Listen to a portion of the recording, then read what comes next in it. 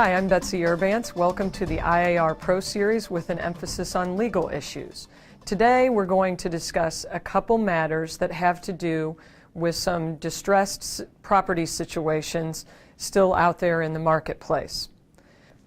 We're going to discuss some recent legislation that went into effect on November 19th, 2013 with regard to treatment of leases of distressed properties and some rights for tenants under a lease situation for a distressed property and how long the tenant may be able to stay in the lease in a situation where this arises, where the owner is out of the property and perhaps the lender has taken back at a foreclosure sale.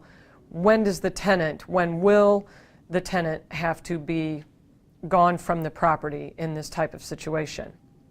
The amendments to the Illinois Code of Civil Procedure provide basically in a bona fide lease situation that a tenant will get at least 90 days notice prior to having to vacate a property in this type of situation. The legislation discusses what a bona fide lease is. Typically, if the tenant is in a one-year lease, that tenant will get 90 days written notice. If a tenant is in an oral lease, that lease will be treated as a month-to-month type lease, or truly if a tenant is in a month-to-month lease, the tenant will get at least 90 days written notice prior to having to vacate the property. You may want to take a look if you're a landlord or if you're a property manager who represents a landlord at this legislation to get up to speed on the definition of what a bona fide lease would be and the provisions that would be required for notice to vacate given to the tenant in this type of situation. The second matter that we'd like to visit with you about today, also having to deal with sales of distressed properties, has to do with short sale situation. Buyer broker typically is contacting us. Buyer has a contract in a short sale and the contract is pending subject to lender approval. Now what we're starting to hear through the IAR, many times it's coming through the legal hotline, the situation is such that the loan was originally a Bank of America loan.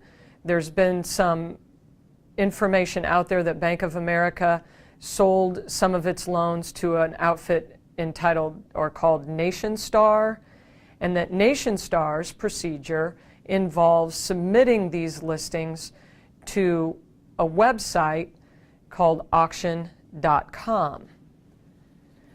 Buyer broker's buyer is subject to the contract, awaiting lender approval. In one situation I heard about, there's even closing scheduled pursuant to the contract in a week or less, and no lender approval is forthcoming yet. Enter the NationStar/auction.com situation, and what the lender is telling the seller is still the title holder prior to any foreclosure sale, but the lender is telling the seller that they need to submit the listing to auction.com. The seller, recognizing that the lender in essence holds all the cards, even though the lender is not a party to the contract to purchase, the lender requires that the listing be submitted to auction.com. Is there any recourse for the buyer, the contract buyer, on contract number one? The unfortunate answer is no. There probably is no recourse in this situation. The seller is authorizing the listing to be submitted to auction.com, probably. There's no indication on the facts we've received thus far that the lender is acting in bad faith, and auction.com appears to be a licensed sponsoring brokerage company in the state of Illinois with a managing broker in charge.